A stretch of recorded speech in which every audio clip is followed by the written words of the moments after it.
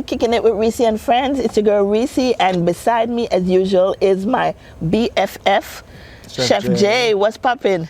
You know, it's all good. You know, so you get promoted, because I never used to introduce you as my BFF back then. Well, I don't know where I'm going to start, but you know, you should be honored. Appreciate the promotion. That's all good. Yes, people. Chef J is my BFF. Absolutely, you know, I mean, another great day out here in the beautiful South Florida. We is in Miami, and as you can see, we changed up. Yeah. The way we're not in the office no more. We need to be free. Yeah, man. Outside. So if y'all hear anything out there, it's because we're out. We wanted a different feel, a different look. We outside. We outside. And Reecy don't go outside all the while. So this is good. It's luxury right now, so we outside, you understand, the spot, DBF Kitchen just pop up, as you can see, open. My boy's food truck, DBF. Telling you. Come check it out. You gotta check out Chef J's cooking. You know what? I just thought about it. What? You know I'm messing about the pork. Warm to the turn cornmeal. So you are going to be turn cornmeal now. Let's talk about it. Let's talk about the turn cornmeal. So the turn cornmeal, you know, is actually I elevate that dish and put it in a different category. In a bougie category. It's in a bougie category. You understand me? So I didn't put that on the menu. So please tell. Okay, so give them a background. Give them a. We got to talk about this. Let them know about the turn cornmeal. What you want to know about it? The situation when you introduce it. When we had that dinner. Yeah. We had the dinner. Absolutely. And we had the 4-course or the whatever. So we had a 4-course dinner experience. Yes. And you know, it was a Caribbean fusion, and of course, you know, I'm Jamaican, so I have to highlight, you know, while I go on to Jamaica. Yes. So definitely. So the appetizer was actually. What was the appetizer, Chef J? Let the people know. Because normally appetizer is like normal appetizer is what, like that's a very Swedish. Yeah, but so first of all, the appetizer is actually, you know, I mean, golden crust creamy polenta. Okay. Topped with ackee and saltfish.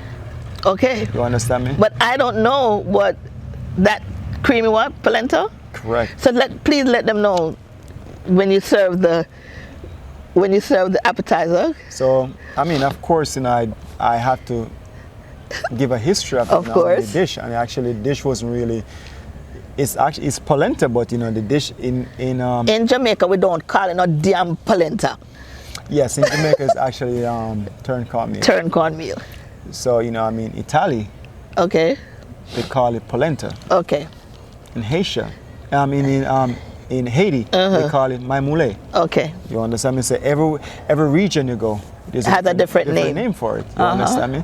So I mean, for this particular dish, I introduces that polenta, but the story behind of it, I have to let people know that it was turn cornmeal. Not even turn cornmeal, ton cornmeal. But you know, bougie people don't say ton cornmeal. Correct. We say turn cornmeal. Yeah, I understand. Yes. So I have to break down the history behind of it and make you know it's ton cornmeal. That's it. Yeah, I mean.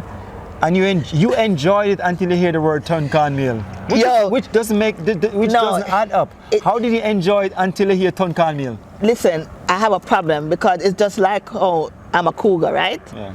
I'm in the meat. Okay, no, I'm trying to tell you that I had met somebody. Him looked good and everything, and I swore he was younger than me. And the minute he told me his age, that was it. I did not want to have anything to do with it. Just like you shouldn't tell me to turn cornmeal. Yeah, it's a mind thing, I guess. It's a mind thing, but you know the story behind of it is that I could still envision watching you eating that stuff halfway through it, and the minute I started to talk about like, that was it. You know, the history of like this dish. It's like, yeah, because in Jamaica, the stigma with ton cornmeal is for the dogs. You know what I'm saying? Listen, I'm sorry. Well, so you know, it's funny how this conversation perfect into what we're tying up to. Because growing up in Jamaica, black, rural area, in some area, turn cornmeal was a dish for a lot of people. For some people who was like more considered middle class, could say, oh, this is for dog. Yeah. But for, you know, people in the garrison, the ghettos, the hood, that is there. Turned caramel was a dish that, you know what I mean, most times it'd be a weekly dish. Yeah. We would have it. Yes. You understand me? So we don't consider it is for dog or whatever. We know the story behind it. The story behind it. But still, it's money to us. Yes. So we can't think about our dog actually get left over, the bones and all that stuff. You understand? So we could not. It's just like chicken back. Yeah. Chicken back. What's the name chicken back? That's what I was saying. We can't buy chicken back and give dog. But you know easy. No, we could not do that. We couldn't give chicken back to dog because guess what happened? We need a chicken back ourselves. But why is it that Jamaica, and I'm only talking about Jamaica because I'm from Jamaica, shut up, Vel, okay? But why is it such a big thing? I love chicken back. But why was it like such a, you know? Well, I think it's a stigma, it's a mindset, you know what I mean, to say people think like, you know, because it's bone is... I love the bone, for chew up the bone. You know, it's a bony area and all that stuff, but you know, what we always have to remember, like, you know, if you're making soup and you have those bones and even if you go to a high-end restaurant and you have a certain sauce, what do you think to make the sauce and have that great flavor? Right, because it's in the bones, you know. It's the bone. It's true. You understand? If you have a beef, if you have a chicken or a Jew or a beef or a Jew, it's the bone that gives it that flavor. It's not the breast. It's not that true. You understand me? So it's just like, you know, people sometimes not understanding certain things. Right. You understand me? We just, you know, we hear certain things and we just run with it. Remind us, Just run with it, you know what I mean? So that's it. But, you know, I think I would try it again. Most definitely. No worries, man. We got you, man. So today's topic, we're actually talking about growing up black in the Caribbean versus growing up black in America. And this is more of a topic concerning, like, you know, the whole black and white racism. That's where I'm kind of going towards. Correct. Okay. It's so funny because I was reading online and I never thought about it. When I came up here first, came back. When I came back to the States yes, I'm American. But when I came back to live, Jamaican, I was in New York. And in New York, when I was there, I did not see black and white, because you know New York is a melting pot. You had every race. Correct. So I never experienced the black and the white whatever until I moved to Florida, and that's where I saw a difference. Like, and I used to question, like, why the black American, why everything has to be racial, why everything have to be a black and white thing, because I didn't get it. You understand? I didn't understand. I'm like, them just too, you know, they need to get over it. You know? But then I took a African American class, history class, and that's where I realized why they were feeling the way they feel. I could understand. We grew up in Jamaica. We saw we were used to black prime minister, black lawyers, everything around us was black. In Jamaica, it's a class thing. Correct. But we're so used, everybody is black in power. Correct. Like any rich people, it was all blacks. Yeah, we have our other light skin and everything, brown. But most of our people were successful, were black. Correct. So we didn't have that issue. No. And I think we were fortunate. I think we're lucky that we had that experience, but it's unfortunate for our black Americans to feel that way. And also I realized the Africans, I don't know if you see that, where the Africans have beef with the black Americans, because the Africans are saying the Americans are not Africans, because they say Afro Americans. Correct. Right? We're African Americans. Correct. Are we African Americans? Yeah, we'll in a way, I think that we're African Americans because we are because I mean, when you look at it, like, we're born on this side. So, you know, to classify nationalities, that most cases you either have to have the, you know, I mean, like, some type of certification for that place. But in most cases, African see is like, if you don't born in Africa. In Africa, you're not African. You're not, but in most cases they're not wrong, because if I go there now, they look at me as a foreigner. Right. Which I am a foreigner. To them. Yes, generally Right. I'm a foreigner. You understand me?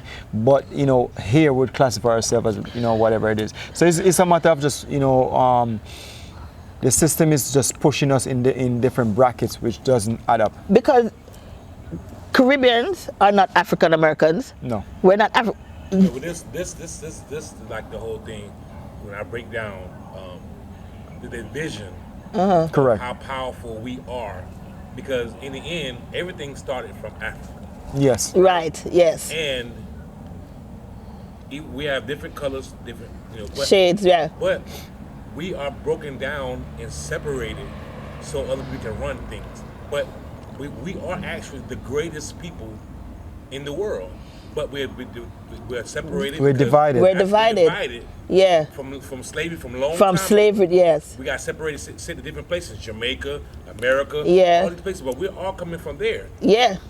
But because the division, we're the greatest people in the world, and the only way they can conquer us is to divide. Yeah. Yeah, but we don't take but Open.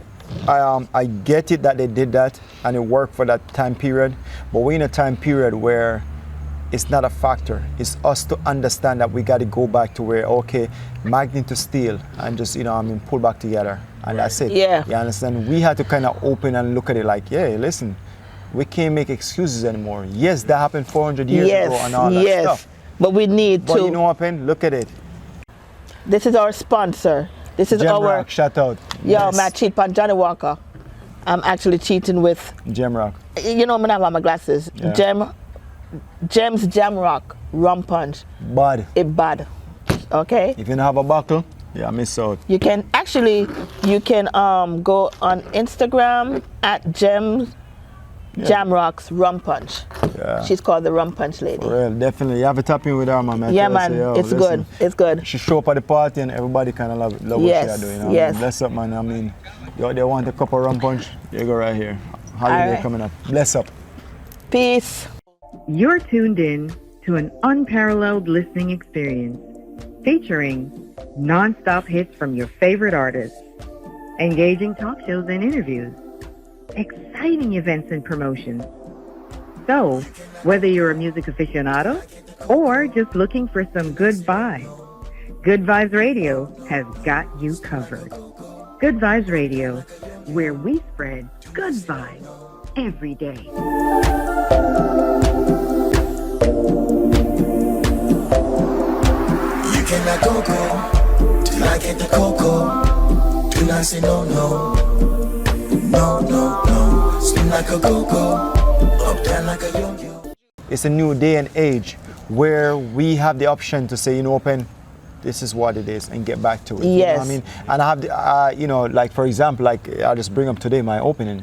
There's a lot of people here who I link up with through different network and all that stuff, you know what I mean? And I just post what I was doing. And I'm surprised, like, some of the people, them, I haven't really clicked with them in a minute, but guess what happened? They come and, yo, you're doing this, of course I have to be here. Even if I have to grab a plate, even if I got to come and say hi. Yeah. You understand me? Yeah. And you just feel, it's amazing. You understand? Because in a grand opening and all that stuff, you look at like a lot of people that that gonna show up. Like I see you yesterday, you gonna show up today. I didn't see that, but people who I haven't clicked with, but It's always the one. different. But when it's we're apart, but when it's time to come together as a community, we come together and we get it done. You understand? So, but overall, we as our own people, we have to kind of look at it and start, be have that strong ego and get back together to say, hey, Open, as a unit, we're bulletproof. You cannot break through. But We're powerful. But we keep using what happened to us years ago. So it's 400 excuse. later. I understand. I get it. Don't get me wrong. I get bypass it. that. But we can. It's like somebody born in the ghetto and they're like, oh, I can't come out the ghetto because this is what I know.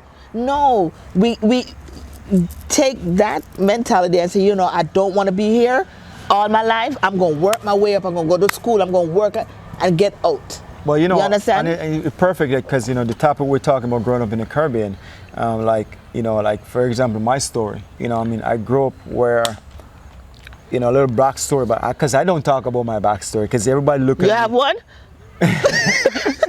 I know you have one. But you know, you see how funny it is. Yeah. Because you know, I don't really, you know, like shed. You don't talk.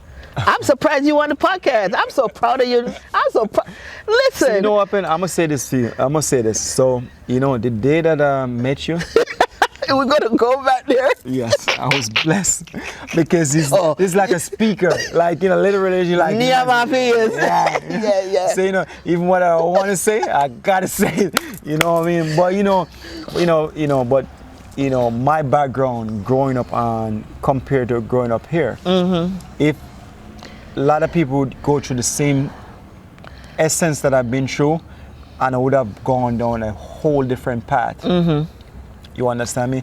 But then I still go through all that and still, you know what I mean, try to emerge and do better. But each I and every think that day, you know what I mean? I think Because that it's moral, you know, I got morals, I got standards and certain things that, you know, is, you know, even though I was raised in the hood, not even hood. they have hood in Jamaica. No, we don't have hood. We don't say hood. It's We when me have come America, ghetto. me hear ghetto. Yeah, Oh, you were raised understand. in Yeah. Westmoreland have ghetto? What do you mean No Westmoreland country. ghetto? Does that sound? Westmoreland ghetto is worse than in Kingston. Oh, okay. So, you know, as much as I was raised in that environment, I still look back at it and I always happy that I went through that because each and every day I appreciate every opportunity that I Because come it across. make you where you are now. It is. Yeah. If it wasn't for that, all the time I compare it and say if I was born in luxury, I would have never. You wouldn't have the urge. No, I would not have the Yes, standard, the- the integrity, the discipline to work. To way push I the work. work, yeah. No, I would have never had It's that. true. You understand? It's because I have that. All the time I have that look back, I got a flashback and I look back and like, yo, you know, what I've been through, like Yeah. literally, you know what I mean, you know, I wouldn't want to go through that again. I wouldn't want my kids to go through that. So, Yeah. you know, it made me want to do better and be better. You know, but I think, you know, it's just building on that. And if I didn't have that experience, I would not be the man that I am today. But- so, you know, I mean, it was great. I think that we are fortunate as Caribbeans to be brought up in the Caribbean because of we didn't go through as much as the Americans here as far as racism. No, right? we didn't go through that racism thing. No, we didn't go through that. And I understand. I get it. I understand why they feel the way. Because even now, like, what the hell? Like, Well, you why know, they don't like black people? But I think we go through it, but it's just that we don't pay attention to it. But not in the sense of, you know, color. Of this. Color, Yeah. color We go wise, through you understand? class. You understand me? But I still believe that. Well- but listen, even though we're here in America and we're in the hood, they have a lot of opportunities. You have to look at it also too. They have a lot of opportunities to like do better and still overcome. Even though as much as how the conversation is between, you know, I mean, the color and all that stuff and, you know, racism, we always can overlook what was going on because you have better opportunity here. In the Caribbean, sometimes we have limited No, opportunity. you- You know, I mean, we have to jump onto whatever is coming out. Sometimes we don't even know what's going to be on the dinner plate. You understand? We don't have, you know, I mean, like for example, here you have, you know, government aid and all. I don't have that. We don't have that in Jamaica. You understand me? I never knew of that in Jamaica. You know, of like food stamp and I'm gonna tell you something. You know, for example, like, do you know that in Jamaica, like, you know, a company like Grace, when they used to sell like, you know, buy a crate, like for example, like a crate of Guinness, the bottles was like recycled, right? Do you know you can recycle them in Grace, in Jamaica? No.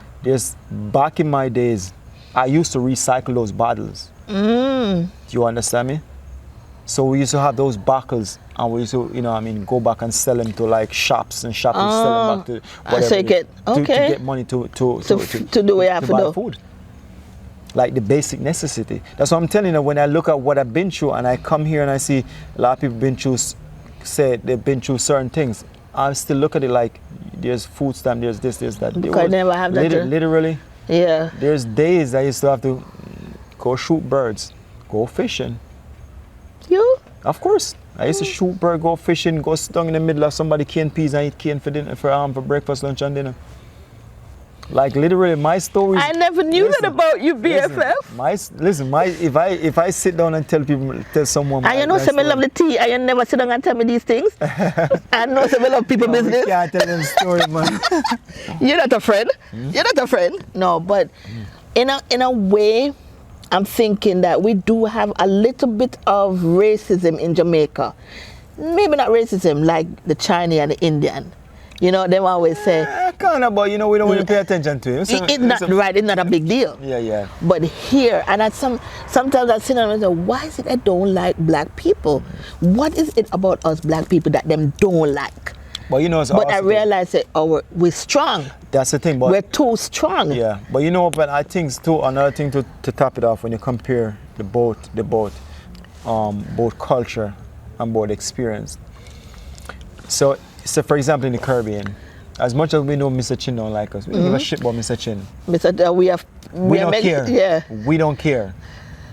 You understand me? Here now, there's a lot of emotion. Yes. We care. Yeah. So then you see, that's where the barrier is. Once you got feelings into the mix, there's always going to be that type of problem. You understand me? Just like, you know, if I'm in the room and say, for example, you throw in some type of slurry or whatever it is, and I don't pay attention to it, you're the only one talking. Nobody, you know, there's no hoo-ha, no praises for what you got going on, because I'm not even listening to you, because, you know, it's not working. But, you know, and I think that's the experience back in the island, is that we don't give it, you know, we laugh at Mr. Chin all the time. All the time. You know, we make fun of him whenever Mr. Chin talking in foreign language. We make fun of him. Yeah. You understand me? But here now, you know, would have catch an attitude. Would have, like, you know, I mean, you know, act out. You know, something, because, you know, we kind of like we more vulnerable here. Yeah. In the Caribbean, I think we're just roughneck, where, you know, we don't make nothing. We don't make nothing but it. Yeah. You understand me? So but I think that's it. There's a lot of work to, and I think I'm more interested, like I'm like fascinated with this whole thing, because I started watching this documentary on Hulu called the 1619 Project, that basically tells you the backstory of when the slaves came here or to America, how they settled here, and how the whole African American, the whole black culture, you know, started and whatever. So if you guys interested, it's on Hulu, the 1619 Project, and it really gives you a backdrop of how the whole slavery, the African Americans, why they don't like us, why we go through so much. Well, you know, we're strong. You know, I mean, honestly, we are a strong set of people. We're a strong set of people, and you have to look at it like people always, you know, they're always going to want to conquer the strong. But we always have to get back to the basic to understand, like, who we are. And I think that's what's lacking, is that we're so distracted with everything that's going on, that if everybody close in for a second and be quiet and focus on themselves and realizing who they are, I'm telling you, we're forced to reckon with. And we're not talking about a force to reckon with in a sense of violence. Right. But we know because it's funny how once you're a confident black man, everybody can tell the difference. They look at you and they're like, he's different. Yeah. You understand me? It's not that you're going to create any crime, anything like that, but, you know, it's just that, you know, you stand different, you listen different, you speak different, you know, you're completely different. Yeah. You understand me? And I think we all need to get back to that level of understanding, like, okay, you know, it's not about them or us. I understand who I am, and I stand tall as who I am, and then everybody who come forth have to understand and respect who I am. You understand me? Because, you know, but you know what's so funny? The other outside cultures, they don't like us, right? But yet they want to be us. Because they want to tan. That's getting dark, right? They like our clothes. They like our culture. Our fashion. Music, whatever it is. The music. Yeah. everything. But yet we get a raw deal when it comes to. Correct, because it go back to what I said. We have to understand ourselves and stay in our skin and understand ourselves. And most times that's where we're lacking. You know, because we believe that everybody's mouth is sweeter than our mouth. You understand who you are and stand behind yourself. Because, you know, really and truly, we all a brand. Literally, we're a walking brand. You understand me? And if you understand yourself and walk around, I mean, people just look at you and like, you know, because people just look at you, oh, I like your swag. And you're looking, I'm not doing nothing. You're just being you. I'm just being me. Right. And they're going to look at you and like your swag. I admire your swag. You understand me? So if we get back to being that way with our own self, you understand, and, you know, collectively work as a unit, you know, we're not fighting with anybody. We're just looking at like, okay, my brother, and supporting my brother, supporting my sister, and do that collectively. You understand? We're going to be a force to reckon with, even though we're not trying to do nothing. Right. All we're doing is just supporting each other. You understand me? Because, you know, we have to get back to the unity where, you know, I mean, if I have $1, I spend it with you, you spend it with him, he spend it with her, you come back right round. You understand me? When you look at it, you understand me? And that's it, because, you know, when I'm in food, you're in clothes, he's in media. We need all this three. We need, yeah. You understand work me? Together and everybody. And realistically, you know, I mean, everything that we want is in our community. Yeah. Everything is true. Collectively, it's in our community. Everything is in our community. We're just not using. But if we look at it like that, it changes the whole dimension of stuff. You understand me? It's just sometimes we just don't look at things like that. And it's sad, but, you know, realistically, you know, I mean, it's not too late, you know, I mean, and it's never too early, but, you know, we always have a point where we can get back to that. You understand me? I wish that when in Jamaica, when in school, the history that we learned was European history. Yeah, we learned about Europe. We never learned about Black history. But we never learned about that. But good thing, what I can say about that, because I am like growing up, going to school, I was a big history student. Like literally, history is something that I would say probably was one of my best subjects, because that's what I pay attention to, whatever. But, you know, as I get older, there's a lot of things I have to relearn. See, at least you was paying attention in school. I ain't pay attention to school. That's why I have to learn now. So I have to relearn a lot of things. And when I say relearn, it's not like I'm knocking out what I learned, but, you know, what was taught then, highlight, you know, I mean, different culture. But I have to relearn, like, you know, kind of learn my culture, and where I stand, exactly, and understand who I am as a black, you know. Because we learned about. I remember history class was about Greek and the ancient and the pyramids, and we never learned about the blacks coming to America, like Black history. Yeah, we knew that I'll never forget where they said that the slaves were packed like sardines. Yeah. And they came over. You remember that? They were packed like sardines. And they came over. That's the only thing that I remember that was Black.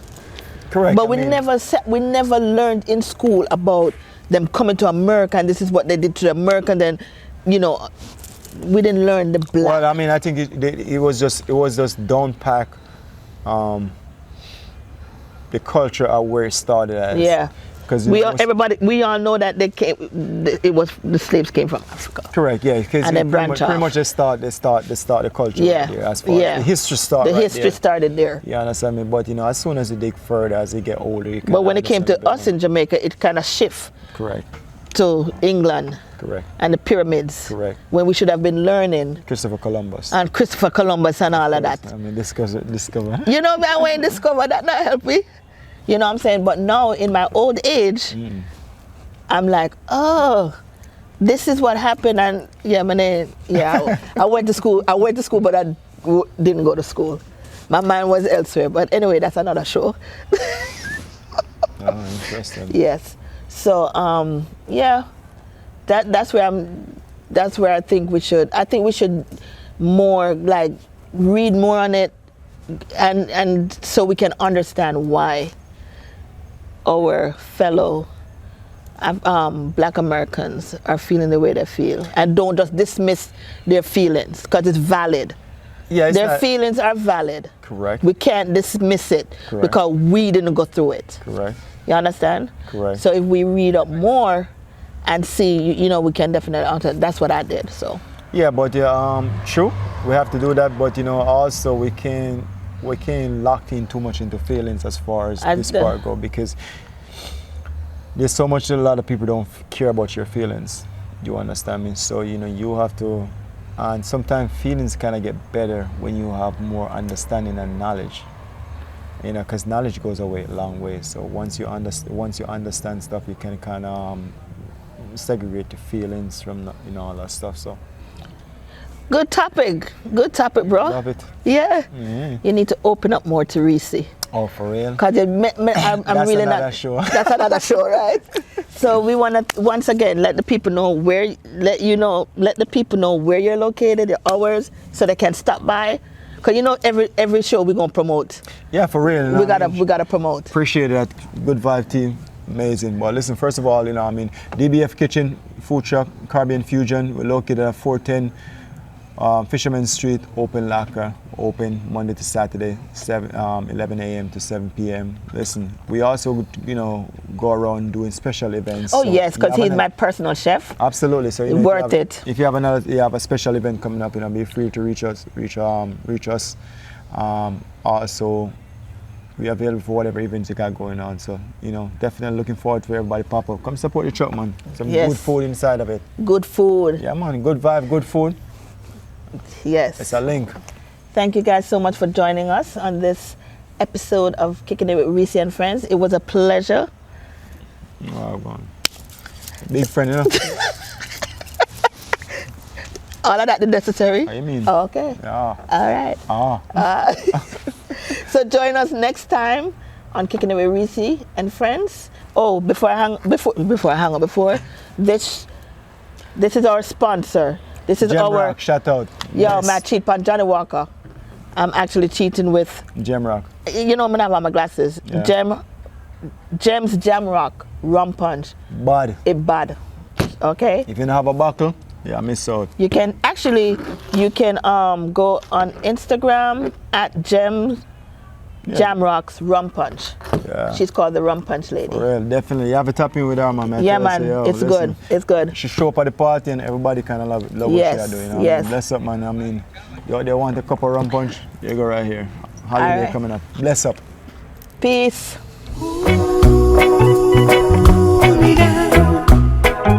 I'm feeling